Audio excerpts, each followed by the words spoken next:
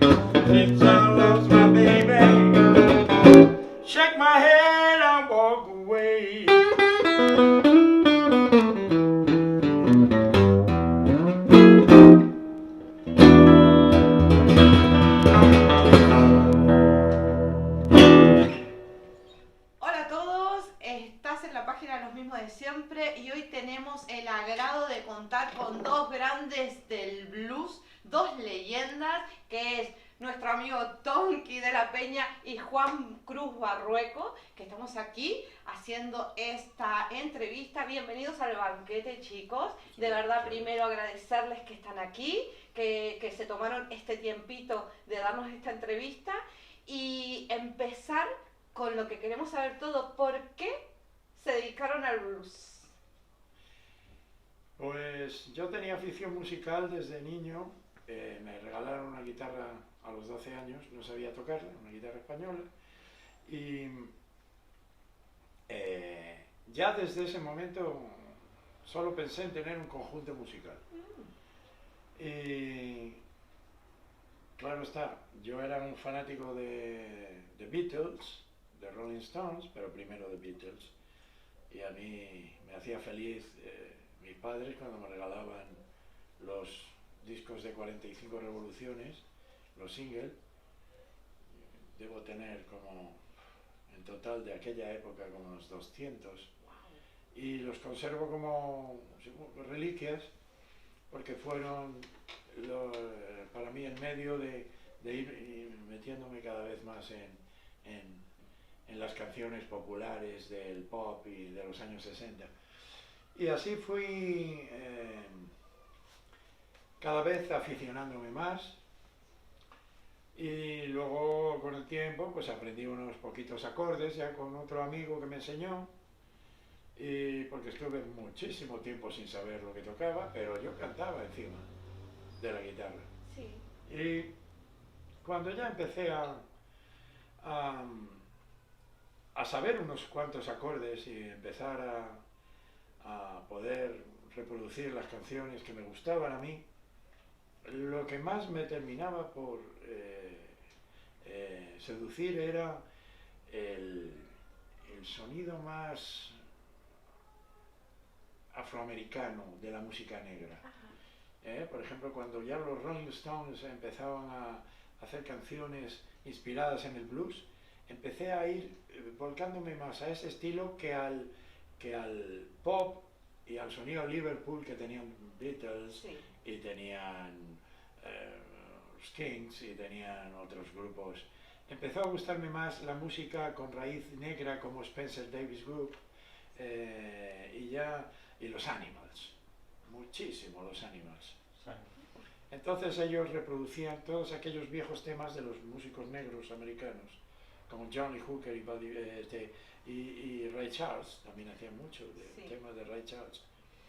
Y a mí me encantaba esa progresión de un acorde a otro y aprendérselo. Y aparte que te animaba porque inicialmente era una estructura sencilla y tú veías que podías reproducirla fácilmente. Luego me di cuenta que era meterse en un berenjenal, ¿no? En un bosque muy oscuro, para poder darle sentido, darle alma a esos 2-3 acordes sencillos. Aprendí que lo sencillo no es fácil, son dos conceptos distintos. Sí. Una cosa es sencilla y otra es fácil. Sí. Y me di cuenta que el blues me atraía muchísimo, y es ahí donde empecé ya a seguir todas las grabaciones que encontraba, y descubrí una en especial que fue para mí completamente determinante, que fue una versión que hacían los The Rolling Stones de un tema que se llamaba Little Red Rooster, en el que tocaban la guitarra slide y estaba en la parte B del single, de uno de los singles que yo tenía de Satisfaction. Claro. Entonces en la parte B oí ese viejo tema y ya me voló la cabeza esa guitarra completamente diferente, que era el slide, que yo no lo había oído nunca. Me sonaba como hawaiano, de los dibujos animados, claro, cosas de esas. Sí. Pero ahí es donde realmente tomo conciencia de una primera dirección hacia el blues. Juan Cruz, ¿lo tuyo por qué? Pues mi papá me puso un video de B.B. King, no sé, en un VHS, distintas épocas, ¿no? Sí, me puso un video de B.B. King y Albert Collins, sobre todo. Y yo ya me quedé... Flashaste. Me quedé anonadado ahí, después vino la enseñanza de las estructuras del blues junto con mi primo también. Y siempre lo toqué a pesar de que, bueno, toqué mucho rock y pasé por el reggae y por un montón de cosas por las que me fui sumando, adquiriendo experiencia, pero al final el blues siempre estaba ahí hasta que cada vez se hizo más necesario. No Siempre sé, había un pedacito de blues en todo lo que tocaba, ya sea rock and roll, sea No, otra cosa. no necesariamente, porque a veces he tocado con alguna banda de rock que grababa un disco y ahí no hay nada de blues. No había blues. No. Yo aparte soy bastante integrista, si toco un estilo, me concentro en ese estilo y lo mismo me pasa ahora con el blues. Bueno, No, claro, ahora, pero digo que ya hace años. esa música tenía influencia Sí, del seguro. blues. Claro. Eso sí. Por eso digo que siempre el blues estaba en alguna parte, no, a lo mejor no del reggae, ¿no? Pero sí del rock and roll o de otras cosas que vas haciendo. No me refiero a que he tocado otras cosas totalmente desconectadas con el blues. Pero siempre Me he volvías, dedicado. ¿no? No es que volvía, sino que estaba aparte presente. de tocar eso, yo Sí. nunca lo dejé de tocar. Estaba presente. O nunca lo dejé de intentar mejorarlo, intentar investigar, intentar conocer. Pero qué sé yo soy una persona de barrio, de pibe de barrio y también no estaba conectado con el mundillo del blues de Buenos Aires Claro. hasta que yo creo que me conecté cuando llegué a Madrid más que nada y estuve algunos años hasta que bueno terminé yendo a la jam del maestro y Ahí, bueno pues, aparte de eso yo tenía ya alguna, qué sé yo, cuando tenía 17 años pude ver a Albert King, que es uno también de los tipos que escucho de hace 1000 años y que me parece... Un referente, ¿no? Claro, pero bueno, más, no sé, como en Argentina yo no tenía gente que me aportaba algún conocimiento de blues, como que no tenía mucho conocimiento. Claro. De qué sucedía, de los estilos, de las regiones, el sur, Chicago, Delta. Sí, poner orden Poner orden en los estilos. Bien, hablando del orden de los estilos, estamos hablando de que eres uno de los primeros que trae el blues propiamente dicho aquí a España, ¿no? Porque había gente que lo tocaba, Sí. pero no era Sí, bueno, mira. de manera definida. No, claro.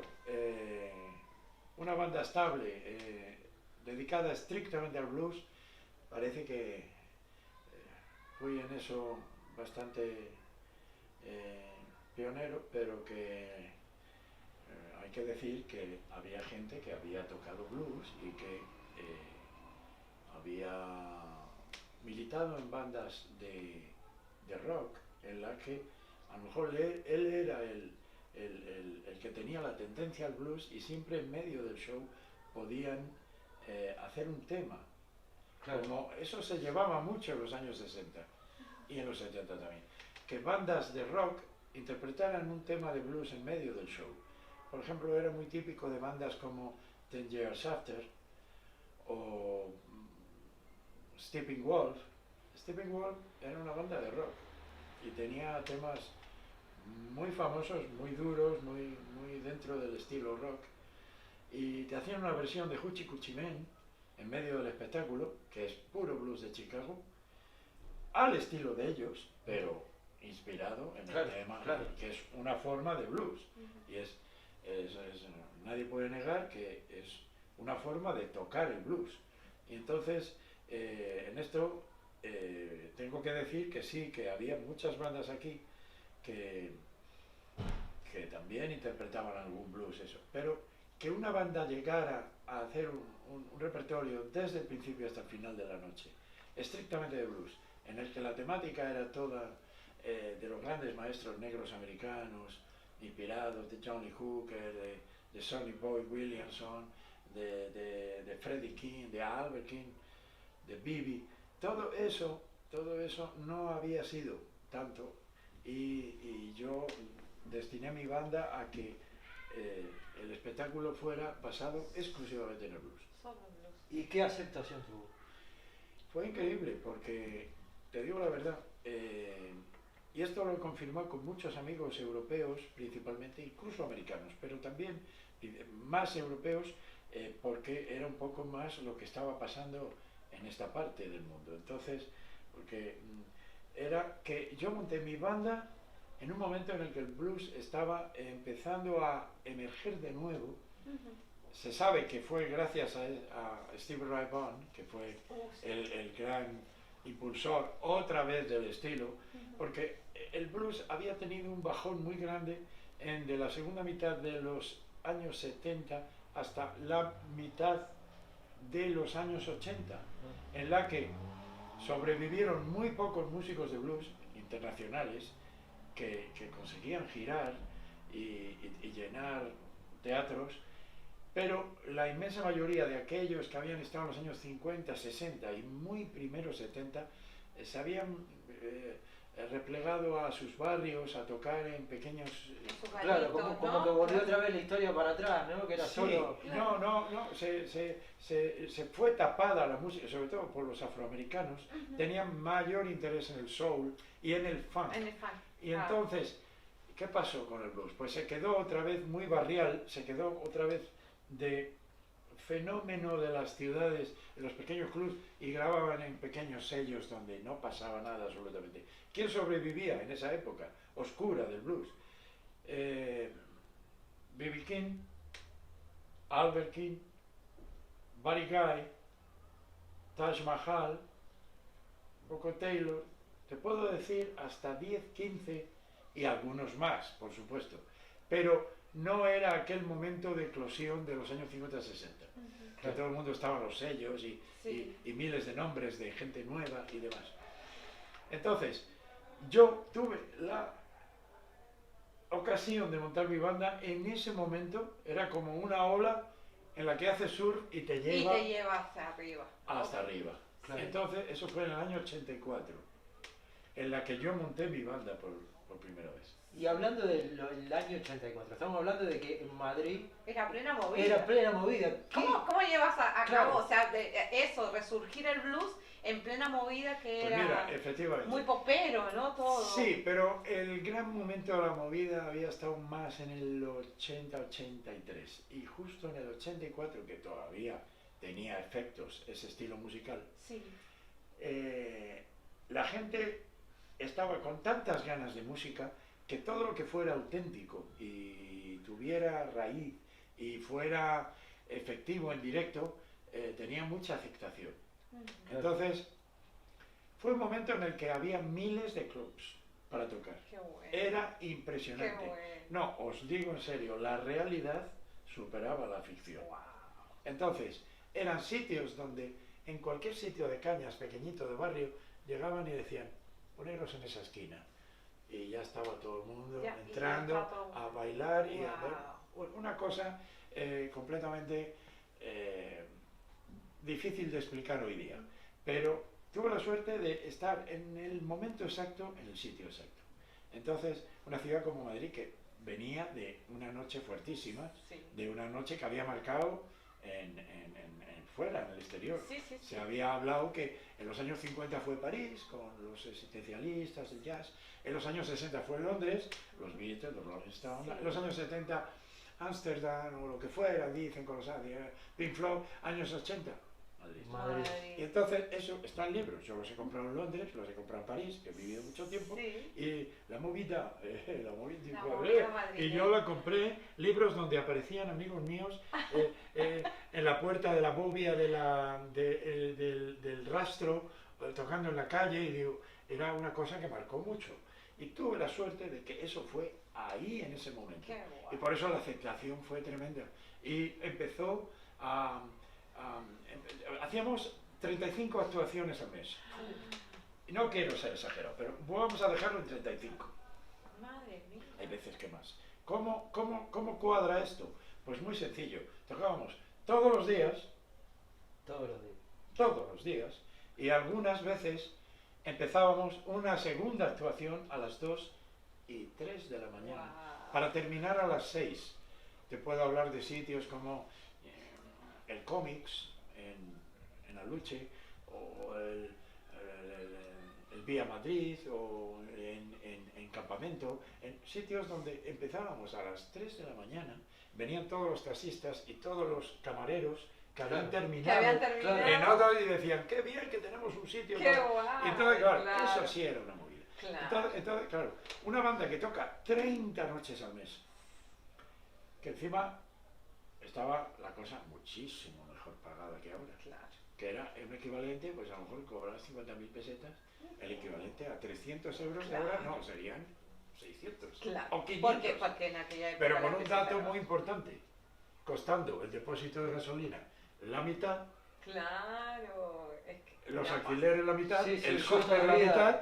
El costo de vida no era el mismo, Claro. claro. Entonces quiero decir que era un momento estelar, era un momento dorado que hoy no sé todavía cómo agradecer que aquello me pudiera pasar.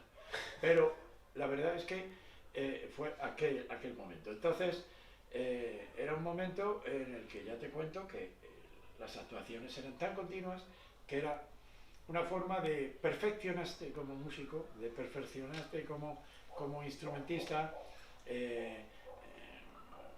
estabas continuamente activo, descubriendo nuevos músicos, todos los días tenías que tocar algo, si no pasabas de la guitarra al bajo, déjame, oye, que este no puede venir, terminabas con el bajo, te sentabas a la batería y hacías la noche cantando con la batería y era tremendo. Entonces, porque es que no había otra forma, era como ir mucho al gimnasio, Claro. se te pone el brazo así. Claro. Entonces, es tal cual, ¿no? Súper rico, ¿no? Es tal cual. Riquísimo para Culturalmente, ¿no? Y Claro. espiritualmente también, porque También me tener todas las imagino. noches. Hoy en día creo que es casi imposible, ¿no? O sea, o debería ser una estrella, ¿no? Para tocar esa cantidad de veces. No, es que Es casi al mes. imposible, hasta Casi antes de que imposible. empezara esto. Es que aparte era un momento de efervescencia, era Claro. todo un momento en el que todo era una eclosión. Y entonces todo el mundo quería música en vivo, porque luego la experiencia ha demostrado que la música en vivo es un poco, la música en general y los conciertos, son lo que le dan vida a una ciudad. Claro. Si no tienes esto, es un montón de cemento. Sí. Entonces, no va a ningún lado. Todo el mundo hacía la broma de que eran más importantes estos clubs con música que las farmacias de guardia. Han curado muchísimas depresiones en todo el mundo. Y Madrid fue excepcional. Madrid fue excepcional. El que no lo conoció hoy sabe y le han contado, y incluso ha conocido una cierta noche madrileña, ya en los 90, en los 2000, en los 2010, en lo que sea. Pero el que no vivió 80s y 90s no puede imaginarse Ni imaginarse la- lo que fue. no, eso hay que haberlo vivido para Claro, poder claro. comparar. Y claro, hay gente que me decía, oye, ¿cómo está esto? En el 2010. Y digo, Yo llegué en 2006, vamos, vaya fiesta en Madrid. vaya ¿no? fiesta Madrid. Correcto, estoy Durante, completamente de acuerdo. durante varios años. Y varios años, y tú Sí. tuviste suerte de eso. Sí. Pero te voy a contar que, comparado con lo que yo había vivido, me pareció una broma. Me pareció Hombre, una broma claro. del 2010. Claro.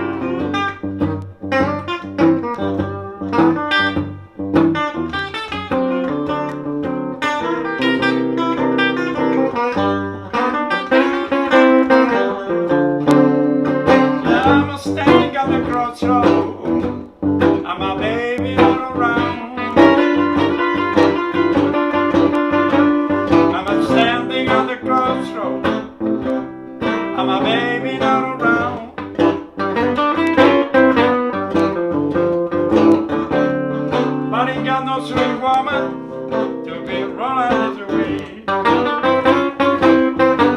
on.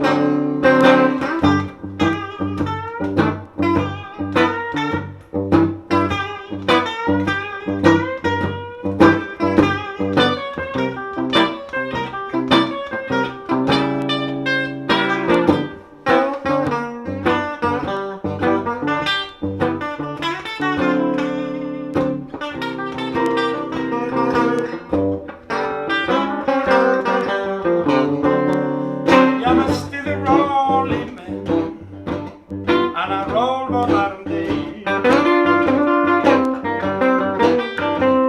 I'm still a rolling man, and I roll modern day.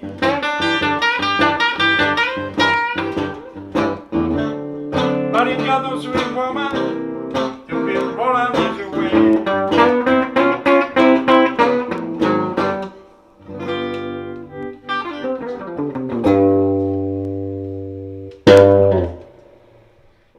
Bueno, Tonki, una pregunta.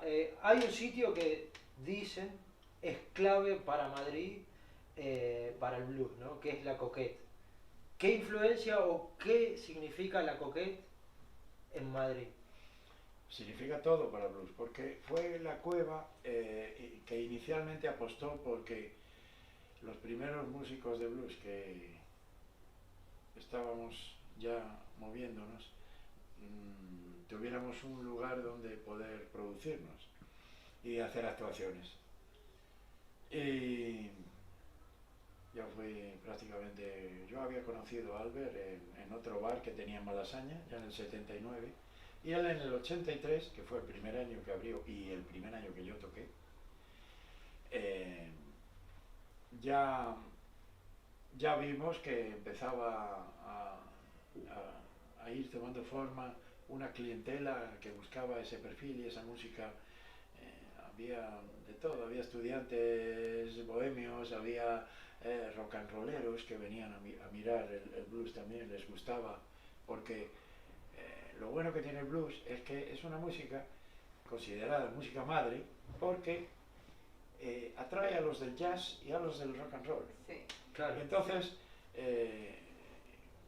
pasa que teníamos un tipo de audiencia muy variada, pero toda muy fanática de la música. Y entonces luego se fue configurando ya un estilo más definido y un perfil de aficionado que los había en el blues. Los discos de blues, yo tengo discos de Johnny Hooker, y esto si lo vendo voy a pedir 3.000 euros por él. No me lo va a pagar nadie. ¿Y lo venderías? Sí, a ese precio sí, pero ni a un euro menos. Claro. Un single de Johnny Hooker editado en España en 1966. Una pregunta, ¿cómo se La conseguía gente- la música en esos años? Sí. La música de blues, hablando de gente del blues. Sí, pero por eso te cuento. De ahí va a salir. Un sello discográfico que edita un disco de Johnny Hooker, que es un blues nada fácil, porque es tan negro que algunas veces, incluso hasta cuando tú eres chaval joven y empiezas a decir, no lo entiendo bien. Ya ves, shake it baby, shake it baby.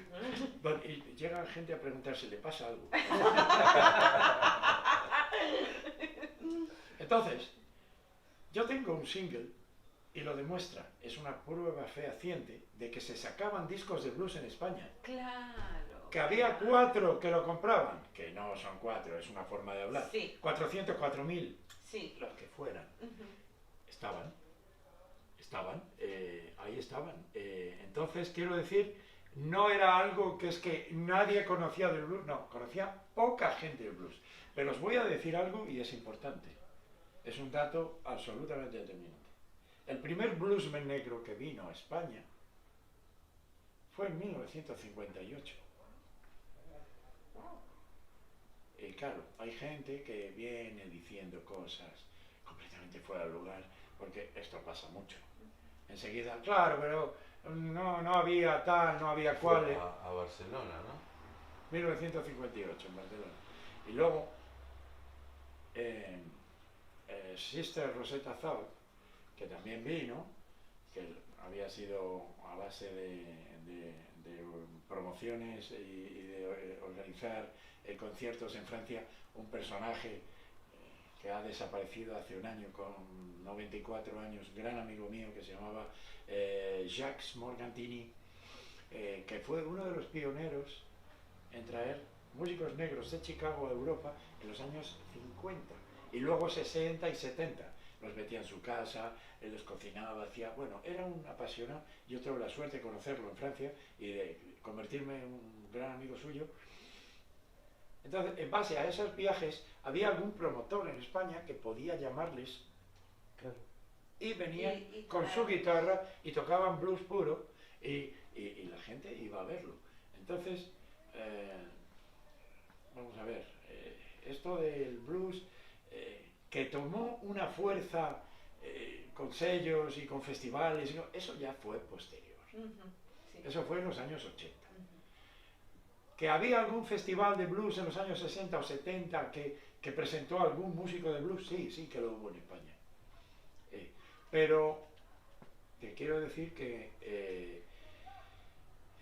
el gran movimiento del blues empezó en los años 80 y yo tuve la suerte pues de por lo que sea, empujar a que eso tomara también fuerza, el granito de arena que yo pude tomar en mi ciudad y luego en el resto de España, porque luego eso fue trascendiendo y empezaron a salir bandas que copiaban en cierto modo a la mía por la formación con la armónica, que no había habido una banda con armonicista estable antes. La armónica sí se había tocado. Insisto siempre en ese tipo de datos. Sí. No pretendo decir, no, es que antes de que yo en mi claro. banda nadie tocaba la armónica. Sí que tocaba la armónica, pero la armónica era un instrumento que lo llevaban en el bolsillo, hacían un poco el Bob Dylan en algún tema, o en un tema de rock and roll y tal, Y volvías como hizo John claro, Lennon sí, en los Beatles con sí. Love Me Do. Sí, claro. Claro. Entonces, Pero- quiero decir, ahora, una actuación con el armonicista desde el principio hasta el final, en la formación, no la había habido. No la había Y visto. entonces, esto fue un poco lo que fue pasando. Que ya la cosa venía de atrás, pero muy minoritaria, underground, como se suele decir. Era subterráneo. Había fanáticos del blues. Yo recuerdo haber visto portadas de blues cuando yo todavía no estaba, era a lo mejor 16, 17 años, tocando en banditas de rock and roll, de barrio, de mis propios amigos, en las que yo ya recuerdo portadas de discos de blues en las que aparecía pues un viejete afroamericano sin dientes, con tripa gorda y cojo, y yo decía, esto no puede ser, este tío tiene que ser muy bueno para que le saquen Para esa que les- foto. Para que esté en la portada, ¿no? Porque estamos acostumbrados a las caritas guapas de los Guaperas, grupos ingleses. ¿no? Claro. sí. ¿Qué hace ese tío Claro, ahí? claro. Entonces, claro, una vez que Howlin' Wolf, yo recuerdo haber comprado uno de los primeros discos de muy crío en una famosa tienda de Madrid que estaba en la Gran Vía, que se llamaba Los Sótanos. Los Sótanos de Movieplay eran Discoplay, era una tienda que encontrabas todo. Yo iba a comprar ya luego 70, 71, 72, estaba todavía en el colegio. Disco de Johnny Winter y allí estaba. Y allí estaba, lo encontrabas. Entonces, quiero decir que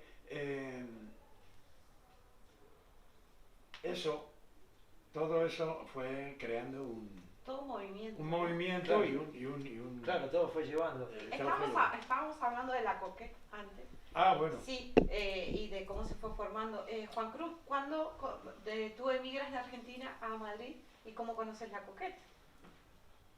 La Coquette, por un amigo que me dijo, hay un garito ahí y tal, y yo, en la época que fui, en ese momento no sé por qué, no sé si, o me dijeron que no había en ese momento, por ahí sería esa semana que no había música en directo, año 2006.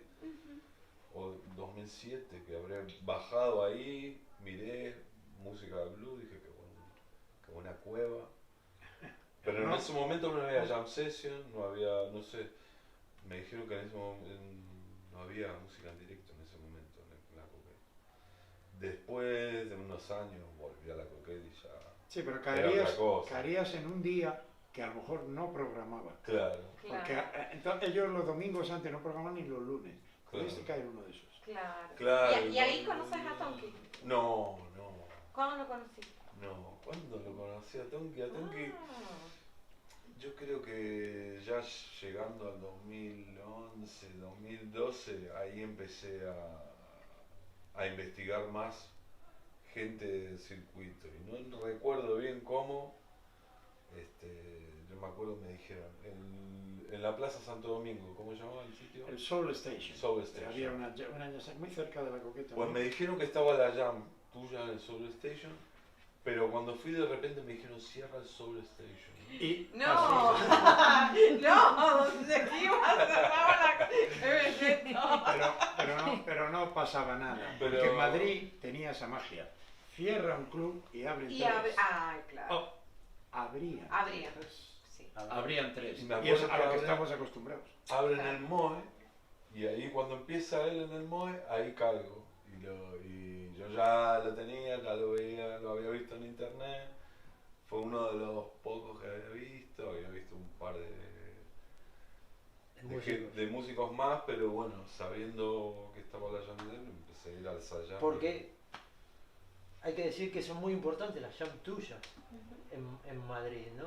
Digamos que fue un poco la formadora de músicos, La cuna, ¿no? ¿no? La cuna de los músicos de aquí, Bueno, sí, es verdad que... de España, ¿no? Sí, es verdad que, bueno, yo no sé si... Yo sé que para muchos sí ha sido. Y te puedo decir que han aceptado mis reglas para aprender y que con humor soy muy exigente. Eso, ahí queríamos llegar, ahí queríamos llegar. A los latigazos, pero Se comenta de que eras muy estricto en tu pero jam. divirtiéndonos. Pero Sí, yo claro, creo que hace sí. falta, ¿no es cierto? Ser estricto, porque si uno es muy flojito... Bueno, vale, exactamente. O sea, yo te puedo decir que muchos de ellos, quizá algunos no lo tomaran bien y otros, los que supieron entender el código de exigencia y de humor, luego vinieron agradeciéndome la cosa, y lo digo muy humildemente. ¿Eh? Sí. No pretendo tampoco... Pero es decir que no hace falta que lo diga yo, lo digas vos, pues lo puedo decir yo. Eso. Te lo digo, de verdad. Mira, Y aparte porque sé que muchas parejas de bajistas y baterías han pasado por tu... entonces sí, ¿sabes qué pasa? Que yo en esa vocación de formar a mucha gente que me gusta naturalmente y además me divierte, en el fondo también buscaba algo y era engrosar las filas de mi banda. Claro, Claro, hombre, me claro. imagino. Normal, ¿no? Claro, de lo Entonces, si mejorcito, yo ¿no? formo buenos músicos de blues que podrían llegar a entrar conmigo, luego todos tomaban su vuelo normal, no van a estar siempre a la sombra, ni tampoco lo pretendía, porque yo siempre les dejaba brillar. Cuando era un guitarrista siempre tenía solo, ahí están están los vídeos, está la gente que lo dice. Yo no les llevaba de empleados, machacas, tú me acompañas a la rítmica, no. Para entrar en mi banda hay que ser un buen improvisador. Es una condición indispensable para entrar en mi banda. Entonces hay que tener lenguaje y hay que tener una disposición instantánea a la creatividad a tiempo real. Le puede caer el solo en el momento menos previsto para él, inesperado, y Juan te lo puede decir la otra noche cuando estuvimos tocando, era así. Lo mismo, lo esa, mismo. esa interacción en el escenario es un poco una etiqueta que yo desarrollé mucho. Ujú. Entonces, gente que no está atenta, que no sabe por dónde va, o que no tiene una capacidad mínima para desarrollar un lenguaje o un mensaje, entonces no los crucifico, no hago crucifixión con ellos, pero exijo. Claro. Y algunos lo toman mal. Pero no se lo tomaron Y, tan bien, y claro. otros inicialmente lo pueden tomar mal y luego se dan cuenta que gracias a esa ocasión ellos han podido darse cuenta Claro. de una serie de carencias que podían haber tenido. Ujú. Como acompañantes, como improvisadores, como músicos atentos, porque no me vale que estén mirando en un momento dado algo que pasa al otro lado del escenario y a lo mejor yo ya les había largado el solo a ellos y no lo vieron. Claro. Suspendido. Sí, sí, Entonces, ¿qué pasa? Entonces quiero decir que sí, que es verdad. Todo eso lo he desarrollado en las Jam Sessions, que han sido muy divertidas, que es mi estilo, yo lo siento, es tal cual, lo vivo y lo tal. No voy a hacer lo que no siento. Eso. Entonces, lo que yo siento es eso, y eso me ha funcionado muy bien. He comandado algunas de las más importantes en la ciudad. Ha habido otras muy buenas, siempre ha habido, de grandes músicos también que han comandado Jam Sessions. Pero bueno, yo, por otra parte, puedo deciros que he siempre abierto mucho la barrera para que entraran músicos que tenían un nivel muy bajo, algunas veces, digo muy bajo, y que hubieran estado rechazados en otras Jam Sessions. Claro.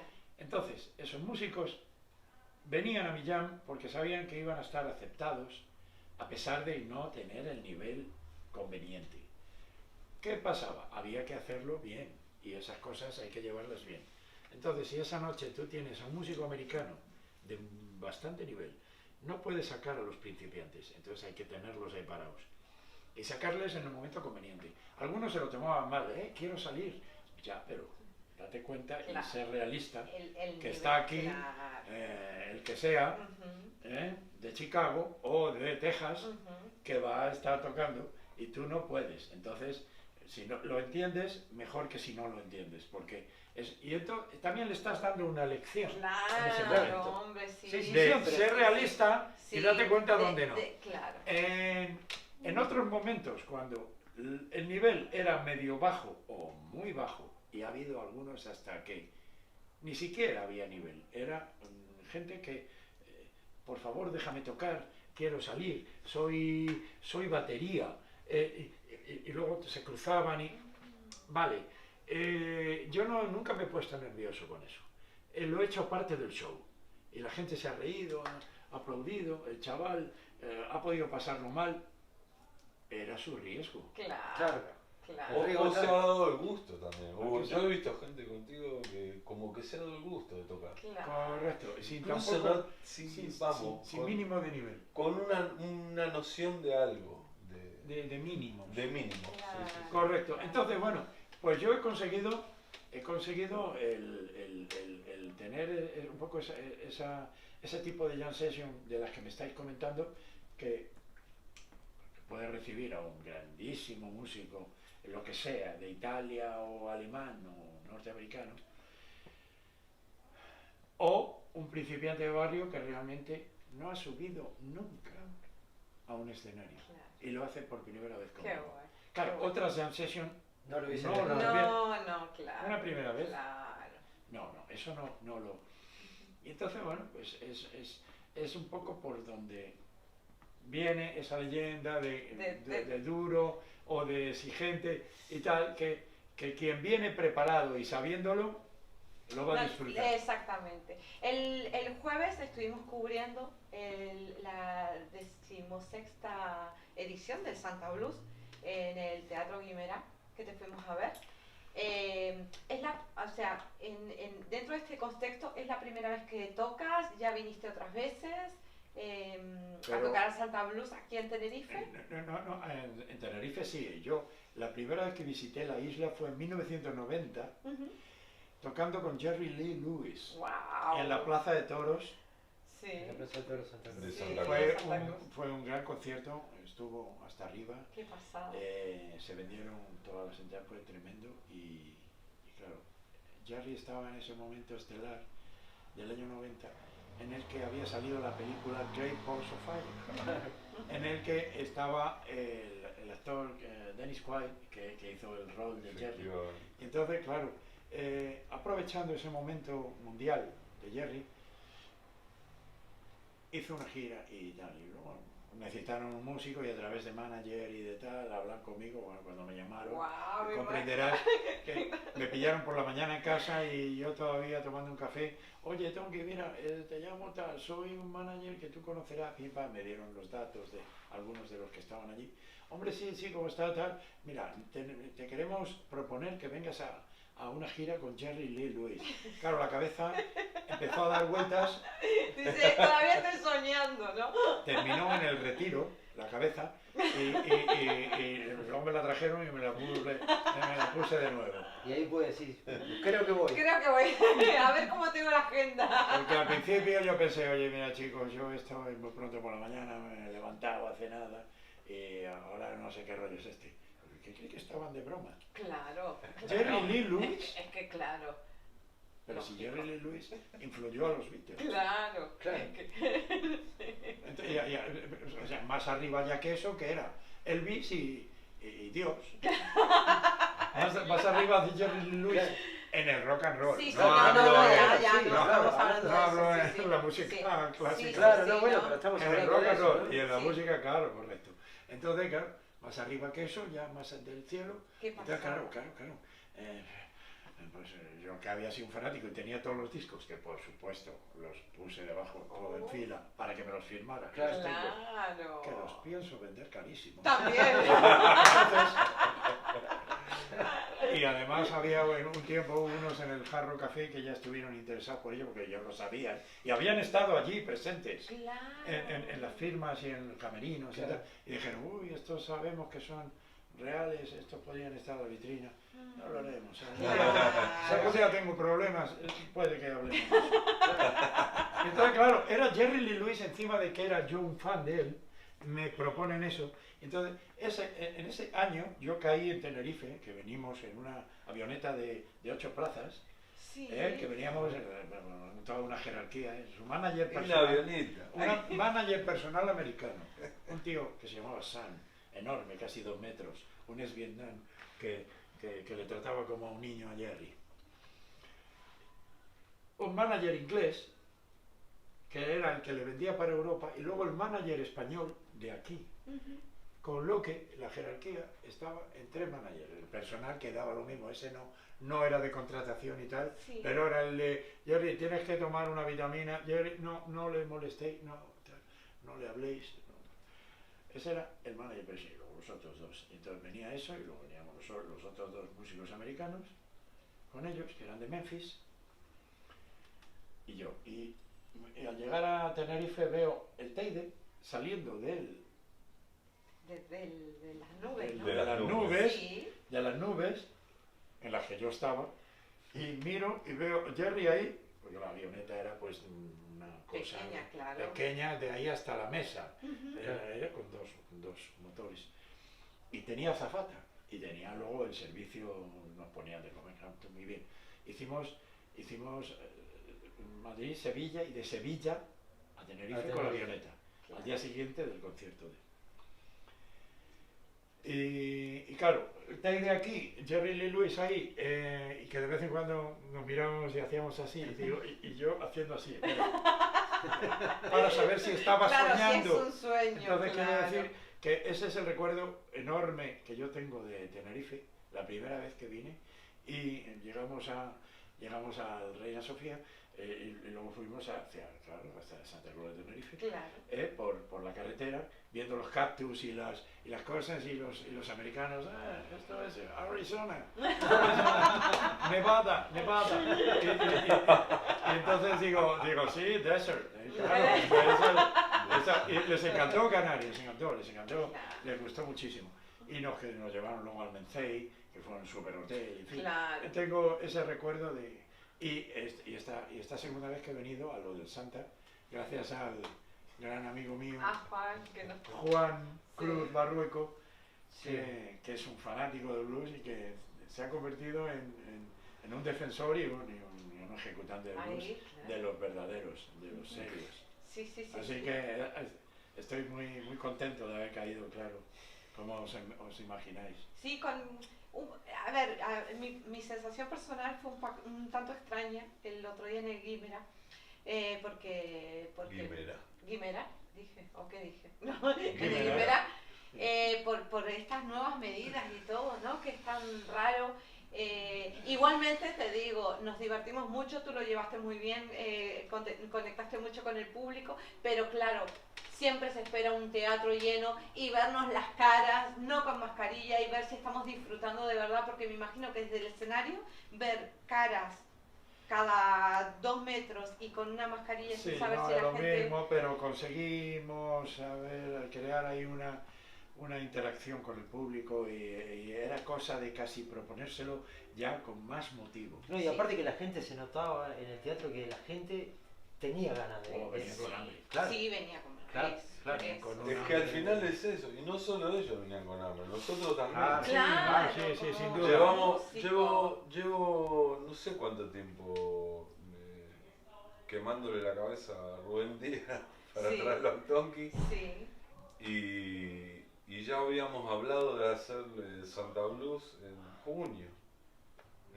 finales de junio. sí. que es como Originalmente siempre. iba a ser en finales de junio, pero debido a todo esto que ocurrió, Bueno, pero pues Rubén me dijo, ¿se puede hacer en octubre? Y dije, pues vale. Igual hasta último momento estábamos siempre con la duda, ¿viste? bien contentos que tenemos que estar, que se Sí. pudo hacer. Totalmente.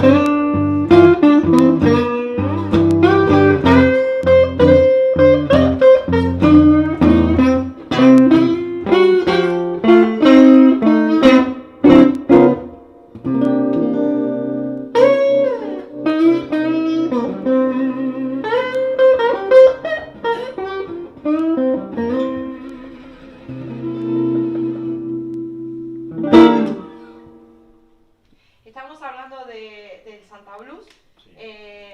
16 ediciones, y pudimos presenciar la magia que surgió entre tú, con toda tu experiencia, y los músicos de aquí de Tenerife, que estaban comandados o dirigidos, mejor dicho, por Juan Cruz. Sí. Fue único, de verdad, yo he quedado con la boca abierta. Bueno, mira, yo te puedo decir, yo hago mi show igual en el espectáculo que yo siempre intento comunicar a base de la música de blues, en la que también puedo meter algunos elementos de conexión con el público, de fiesta, de todo eso. Es siempre el mismo, haya 20 personas o 200. Entonces, eso es algo que lo llevo igual. Hay gente que no piensa, uy, pero fíjate, hay poca gente esta noche, qué pena, vas a estar. Voy a lanzarme igual. Pero con Juan fue fácil porque él viene de tocar mucho blues y de estar en conexión con los otros músicos que estaban en el escenario. Entonces los chicos venían ya con unos códigos. Sí. Sí, Venían con yo lo digo así, es que son códigos sí. en los que sabes que cuando les vayas a pedir algo, fíjate que no hubo prácticamente ensayo. Nos encontramos un rato el día anterior y más hablamos, Más para más conocerse, para ¿no? nos Claro. reímos, hablamos, tocamos unas cuantas cosas y tal, pero no era un ensayo formal como para considerarlo que habíamos venido trabajando. No, incluso en algún momento te pregunté qué vamos a tocar. Me dijiste I Play the Bill for You en la. Y al final no la tocamos. Fue lo único. Y dije, bueno, esto va a ser en base a lo que ya sabemos, códigos, los años tocando. Yo, vamos, aunque llevo años de guitarrista desde pequeño, mi padre fue guitarrista, pero los códigos esos no los aprendí hasta ir a la jam session con él, porque es otra manera de ver la música, diferente a lo de tener un grupo, y donde en un grupo por ahí hay una dirección, o hay varias, o hay, no sé, un grupo es diferente, es muy diferente. Sé lo que dices.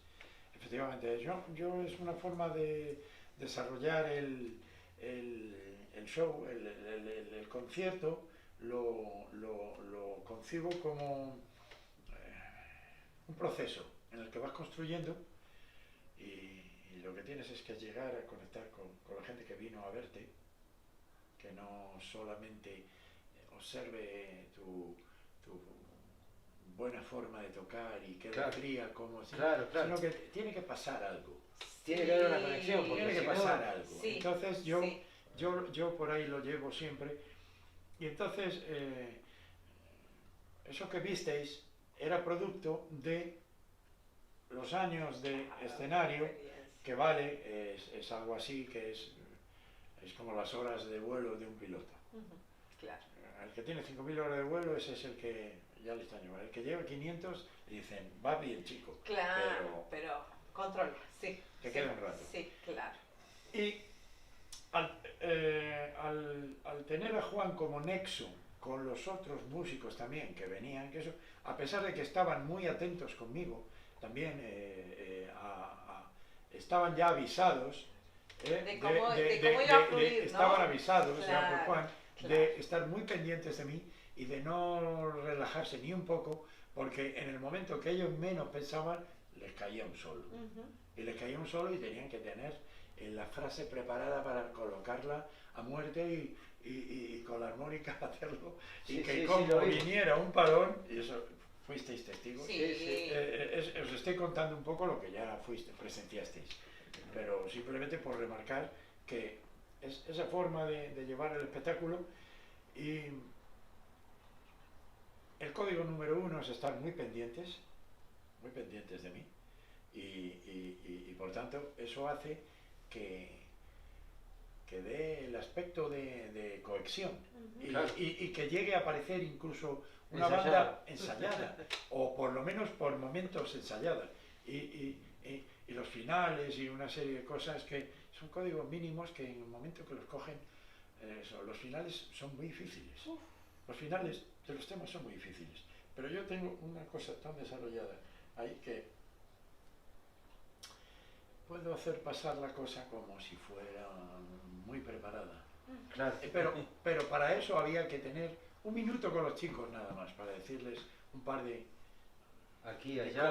de códigos. Claro. Y, No cierre los ojos. entonces, un armonicista que se emociona, y que lo encuentro muy normal, emocionarse, Sí. y cierra los ojos y empieza a dar vueltas y vueltas, y a lo mejor hace 3 ruedas, por ejemplo, contando como ruedas una serie de acordes que, Claro. que se repiten y crean una progresión. A lo mejor quiero 2 vueltas yo, pero el otro a la tercera está tan emocionado y digo yo, ya se pasó la pasta, ya la pasta. Amarilla. Estabas hablando con el teléfono y la pasta así, ya es un cemento para tirar a la pared. Entonces, Claro. ¿qué pasa? Pues que es eso. Mírame. Yo Cara de- conozco un músico que siempre me dice, mírame. Es elemental. Claro. Es elemental. Entonces, eso tú también lo tienes muy claro. Y Doy fe, ¿eh? y es por tanto, por supuesto. Pero es que esos códigos que yo aprendí con él, después los implementé en mi Claro. manera de trabajar, y es así como 1000 veces he trabajado con gente que nunca trabajó conmigo, que por ahí es tocar y son estos códigos. No sabes la alegría que me produce ese comentario, porque me doy cuenta que esas famosas jam sessions en las que yo he usado el látigo, como tú dices, que es un poco así, surten efecto y tienen un resultado escénico muy importante. Claro. ¿Entiendes? Entonces, Y va más allá también del nivel musical del músico que va. Mm. Porque yo ya llevaba, antes de ir a la jam session con él, llevo unos cuantos años de experiencia tocando la guitarra.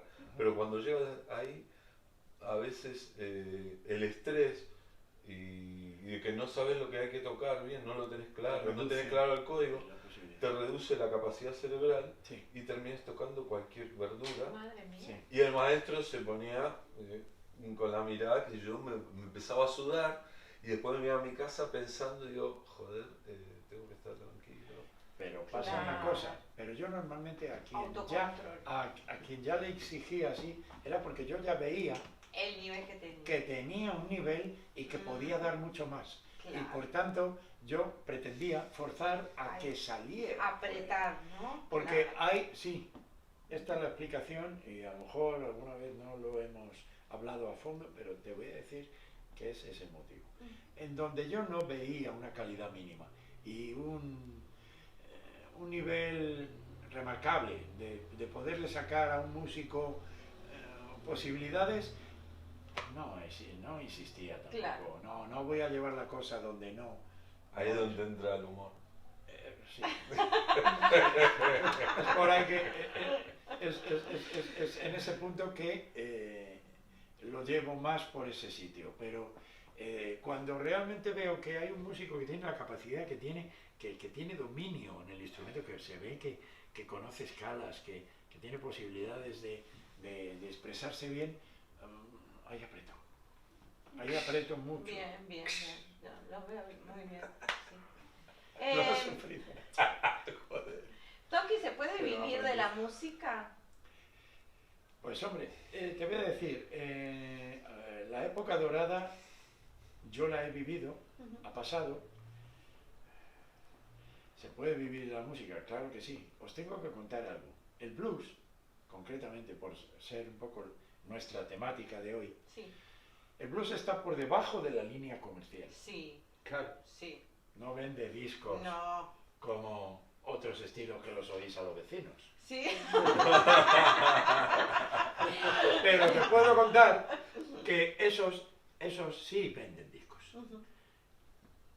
Entonces, el blues vive a base de actuaciones, de clubs, de festivales, de pequeños sellos, pero tiene la ventaja de tener un público muy fiel, que es el, Eso es cierto. es el público que cuando sacas un disco te lo compra, que cuando Hay un sale una revista la compran, Bien. que cuando claro. hay un festival vienen, Vale. están en un libro de la vida de Sonny Boy Williams. Sí, Sí, ¿no? sí, es verdad. Enseguida como locos. Sí. Entonces, Porque es un público selectivo. Bueno, hablo yo que estoy del otro Ah, lado. no, está hablando Sí, Gabriela, que pobre, no está La hoy voz, en cámara. la voz de su conciencia. La voz en off es No Gabriela. yo no podía callarme porque es un público pero selectivo. completamente, Claro. completamente correcto. Es que es un público selectivo. Es que, de hecho, ha habido gente que a mí me ha dicho que si el blues fuera tan masivo como hay algún tipo de pop o hay algún tipo de otros estilos tan vendedores de discos, le dejaría de atraer por su... Perdería Es un verdad, poco la perdería esencia. Estáis conmigo, ¿no? Sí. Perdería ese Sí, sí, grupo sí. selectivo Sí. que es Correcto, el por que eso- dice, claro, Por eso el término selectivo es el que creo mejor define al seguidor del blues, porque es muy selectivo en el estilo y en que no sobrepase una masificación. A la gente le gustan los teatros pequeños, les gustan los festivales donde se está cómodo. Ahora, por ejemplo, un concierto de blues masivo, como pudieran ser algunos de los festivales de rock, pues también pueden funcionar. Y de hecho ha habido estrellas que han estado invitados por músicos de rock y eran músicos de blues. Sí. Albert Collins, Albert King, y los invitaban B.B. King. Muddy Waters. Muddy Waters, pero sí, pero invitados en estadios. Me refiero, Sí, pues, en estadios. pues George Thorogood llamaba a Albert Collins, Gary Moore llamaba a Albert King. Todo eso era en grandes estadios. Está bien, pero al músico de blues lo que le gusta es una cueva en la que está así apoyado con su cerveza y está así. Esa es la esencia de la música afroamericana. Ese alma sencilla, Musiquita, ese alma algo guapita. sencilla, correcto, que te llega al corazón y que está intentando crear una sensación, un mensaje y que te da un ánimo concreto. Él Sí. tiene un mensaje. Lo impactante de las grandes escenas y de los grandes sistemas de luces y sonido transforma ese mensaje en otra cosa. Sí, puedes estar tocando ese tema y se produce otro elemento nuevo, que es el gran Sí, concierto. la magnitud, ¿no? La magnitud del Sí, concierto. sí, sí, sí, sí, sí. Sí, porque no, o sea, si hay una palabra a lo mejor es la intimidad que tiene el blues, ¿no? La Sí. intimidad de lo que estamos Sí, hablando sí, ahora, sí, ¿no? sí. Yo a mí como público, porque la verdad que primero soy público, después soy músico. Porque empiezo por consumir la música Claro. que me gusta, ¿no? Y como público siempre me gustó ver blues en un garito, Un en un garito. lugar No, pequeño, en la intimidad. en O el sea, MOE, En el pequeño, no sé, en los pequeños locales. clamores a lo sumo. Sí, sí, en los ¿No? pequeños locales. En los Pequeños locales, sí, sí. Es verdad, sí. se Claro, produce. ha conservado esa magia, ¿no? Y que sin embargo, hay muchos seguidores del rock y del jazz, que el blues justamente es como padre de estas dos tendencias, que también son seguidores del blues. Pero siempre hemos Sí. tenido en el público rock and rolleros, pero ya de los 80 venían algunos que eran de grupos de rock and roll, ya siguiendo a Stray Cats, los Ramones o incluso rock más duro y hasta Afterpunk y gente de esta. Venían a vernos por todos los clubs y nos seguían, porque encontraban Eso, esa, ¿no? Sí. Encontraron ritmo. encontraban un parentesco, Claro. Esa era una música relativa a lo que a ellos les gustaba. Ujú. Y entonces ese parentesco les hacía eso. Y luego, por otra parte, muchísimo público de jazz caía en nuestros conciertos también, porque les gustaban las improvisaciones de los blues lentos de la guitarra, donde bajaba y llegaba a notas que llegan al corazón, Sí. la armónica, que era como para ellos en el jazz el saxo. Entonces era esa combinación de conjunto de blues tenía ciertas reminiscencias con los conjuntos de jazz que a ellos les gustaban. Y por eso que creo que ha tenido también mucha aceptación el blues finalmente en muchísimos ambientes, por no solo arrastrar al público selectivo y fanático del blues, Eso. Sí, sino ¿no? que de paso Porque fue una congruencia también de han otros venido otros públicos. públicos Claro. que se han aficionado a eso. Claro. ¿Y cuánto de todos esos músicos han sabido entender los códigos del blues? Porque siempre se habla de que se habla y se sabe y se dice de que el blues es una cosa de negros, ¿no? Que los negros tienen un código que muy pocos blancos pueden seguir y que muy pocos blancos leen y tienen ese código, ¿no? ¿Cuánto de toda esa gente que te iba a ver o cuánta de toda esa gente que ha ido a ver ha sabido leer ese código? ¿Y hablas de público o de músicos? De músicos. De músicos concretamente. Claro, bueno, te hablo de público porque eran Sí, músicos no, que te iban a ver o que iban obvio, a... sí. ¿no? En ese Claro. momento hacían de público. Sí, pero en el caso de músicos, músicos. es más definido porque Claro. se supone que ellos también quieren interpretar esa Claro, música. claro. Entonces, a ver quién pues Ha llegado gente, han llegado músicos a interpretar ese código. sí, ¿no? sí, claro que sí, y muchos. Pero no todos, porque muchos se quedaban en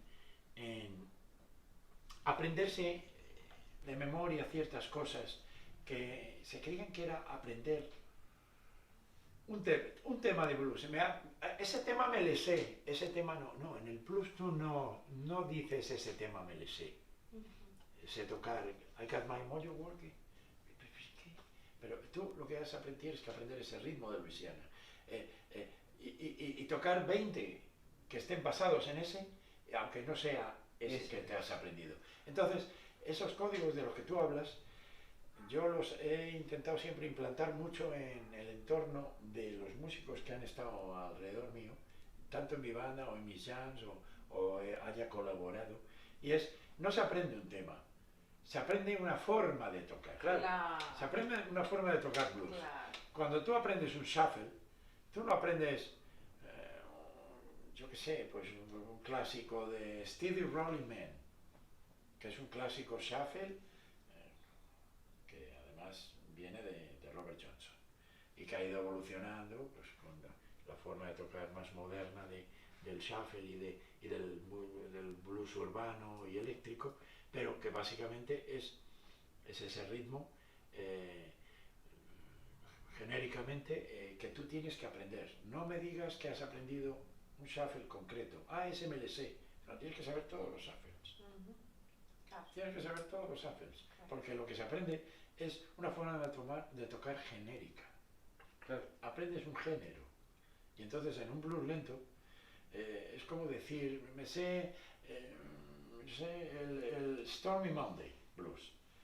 Claro, pero porque te sabes la letra, pero esa estructura es válida para muchísimas otras. Y entonces, y en todos los diferentes tonos posibles. Entonces, no has aprendido, me sé Stormy Monday, eso no lo digas en un entorno de música de blues. Te sabes la letra de Stormy Monday, pero eso lo puedes tocar hasta como un shuffle, en Stormy Monday o lo que se presente, ¿no? Ese código sí ha habido muchos que lo han entendido. Olvidándonos de la situación actual que estamos viviendo en este año tan raro 2020, ¿no? De pandemias y de todo eso, que no existe. ¿Cómo vemos el futuro del blues? ¿Cómo ves tú el futuro del blues? Yo bien, porque hay gente que dice de todo, hoy de todo. Opiniones, oyes las que quieres y las que no quieres, porque te las meten en casa. Enciendes el móvil y ya tienes opiniones de gente que dice cosas que dices. Que son dueños de la verdad. Que se creen dueños de la verdad. Opinólogos. Claro, tú piensas una cosa, es que es así. Antes la gente que no tenía mucho nivel o la consideraba un poco cretina o lo que fuera en todo el mundo, nadie le escuchaba. Pero hoy tú haces un post con algo que es una tontería, como la Catedral de Burgos junto con la de Milano, juntas, así de grandes, una encima de la otra, y lo están viendo en Singapur. Sí.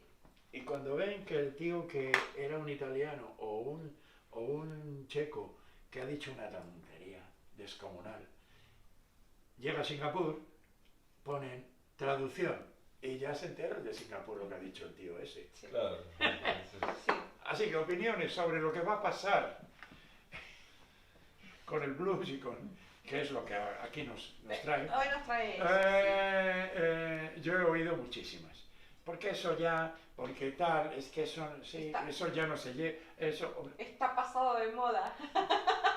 Pasado de moda una cosa que empezó hace 100 años, ahora porque eso realmente se empezaron a grabar Que sí, hombre, en los años 20. Pero Claro. por eso digo. Además, ¿No? yo creo que este reseteo y Pero esta cosa...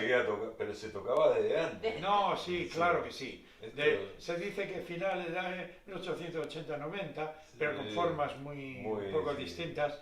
El más moderno, 1910, que era un poco Barrel House y tal, luego ya un poco Mississippi, todos estos años 20, las primeras grabaciones. Bueno, no, eso nos meteríamos en otro terreno estilístico que también nos llevaría A otra hora más de Llevaría a preguntar si es cierto todo lo que se habla de Robert Johnson. Sí. Y eso es otro capítulo. Habrá que mucho y otro que no, pero habrá muchas Ay, cosas o que sí. sea, el documental que hicieron yo me quedé dormido como 10 veces, ¿no? Sí. Y no recuerdo si terminé de verlo. Pasa Ya, que no hay nada Porque fehaciente. ¿no? Algo O sea, totalmente comercial. Antes de Robert Johnson también había blues. Claro. No fue.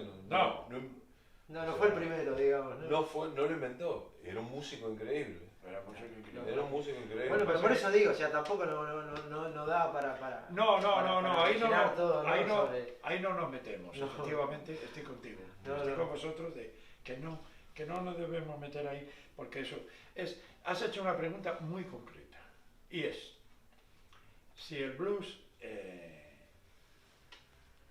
sobrevivirá o el blues va a tener buena salud en los próximos tiempos, yo te digo sí.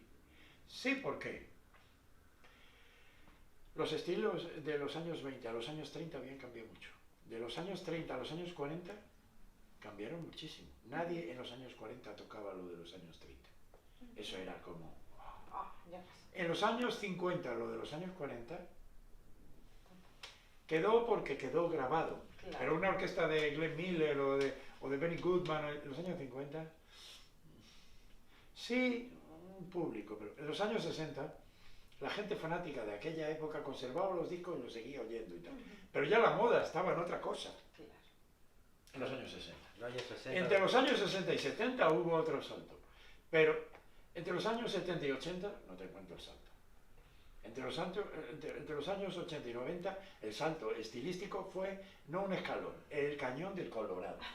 Y luego siguió el año 2000, 2010 y tal. Y el blues siempre estuvo ahí. El blues siempre estuvo, eso es lo que te iba a decir. El blues siempre estuvo ahí. ¿Por qué? Puede tener una explicación. Yo doy la mía. Es auténtico, cuenta historias reales, es sencillo, que no fácil, insisto en ese dato. Sí. Es sencillo, pero realmente emocionar con un blues para que la gente lo entienda es muy difícil. Es muy difícil. Ahora, aprenderse un blues, unos acordecitos y tres cositas que pueden ser simpáticas, se puede muy rápidamente, incluso puedes sacar resultados aceptables en poco si empiezas a...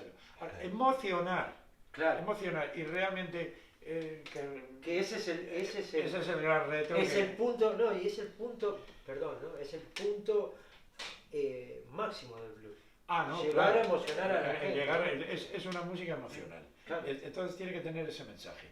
Eso lo tiene el blues. Y eso es lo que le ha hecho que sobreviva. Porque la gente lo ha visto como algo verdadero. Que no estaba... Además, hay otro dato importante y que creo que es importantísimo comentarlo aquí. Muchos estilos musicales nacieron creados por las compañías de discos. Creaban un estilo, el funk. Eso es una cosa que ahora la vamos a lanzar y que se está tocando un estilo La que... música disco en los 70. La música claro, disco, sí. un cierto tipo de rock, También. setentero, también el sesentero, Sí. era todo... Y el blues nació cuando una compañía de discos a un negro le importaba menos, Claro. que Hombre, no se me ocurre qué decir No, aquí. no, sí, mejor no de... Sí. Pero Entonces, se dieron cuenta que en el sur había 14 millones de negros. Y que Y que lo querían estaban esa música. escuchando. ¿Cuántos claro, discos se pueden vender? claro. Pero Y ahí- os dais cuenta que... Pero eso- conservando siempre el mensaje y sí, y la conservando... emoción. Claro. Entonces, os dais cuenta que ellos crearon esa música porque llegaron otros a grabarles. Llegaban productores blancos que decían, oye, tal, esto es una tradición africana casi que ha sobrevivido en América, que tenemos que preservarla a base de grabar discos y tal. Entonces, y les daban una botella de whisky, ellos encantados, se volvían locos. Te mandan una botella de whisky y grabo un disco. Y no se había dado cuenta que había inventado la música moderna. Claro. Entonces, ¿cómo no ¿Qué va iban a a comerciar, qué iban a comerciar con él? ¿Cómo no va a sobrevivir un estilo con ese ADN? Claro. Sí. En mi opinión. No, sí. Qué igualdad. Juan Cruz, Tonki, de verdad, estamos hoy maravillados. Sí, Hoy el programa tendría que durar 3 horas, no podemos, Claro. tenemos un límite porque si no la gente no termina de vernos porque se hace muy largo. De verdad, muchísimas gracias por esta charla, muchísimas gracias por la enseñanza, No, bueno. por lo que disfrutamos el otro día en el Teatro Muchas Guimerá. gracias a vosotros. Gracias por venir a mi casa, por aceptar la invitación y poder darnos esta charla, que podríamos estar charlando en la mesa, Sí. pero te estamos grabando hoy. Sí, porque lo hemos hablado Juan y yo, que cuando eres pasional de algo, ya no tienes límites. Claro, no hay Ya, límites, de verdad. Una cosa No, lleva la a verdad que agradecido. De verdad. Pues Yo yo también. sé que hoy Yo está gozando estoy como que un se me- cochino. que se Mi me- compañero Claudio, darle un abrazo grande a Gabriela, que hoy nos hizo de cámara, que está ahí Y por de detrás. voz de la Y de voz de la conciencia. conciencia, y de verdad muchísimas gracias por esto. O sea, yo creo que es una pasada. Nos hemos vuelto a superar los mismos de Sí, siempre. siempre. De verdad, gracias chicos, de verdad. Gracias a vosotros. Gracias a ustedes, 1000 años gracias a más ustedes. al blues y a la buena música, y nos despedimos hasta el próximo programa, y de verdad muchísimas gracias por estar ahí. Escuchen a los creadores. Escuchen a los creadores. Adiós.